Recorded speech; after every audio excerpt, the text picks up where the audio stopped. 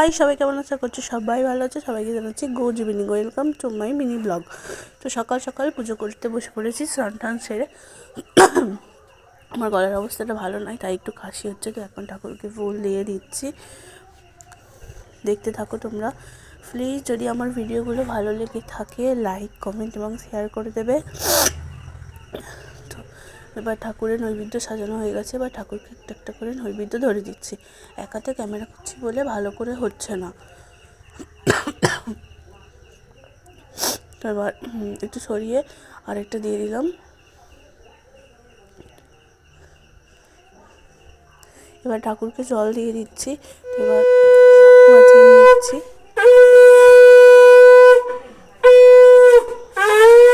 এবার পুজো দিয়ে ঠাকুর প্রণাম করে নিচ্ছি, করে নিয়ে এবার পড়াতে যাওয়ার জন্য রেডি হয়ে যাব।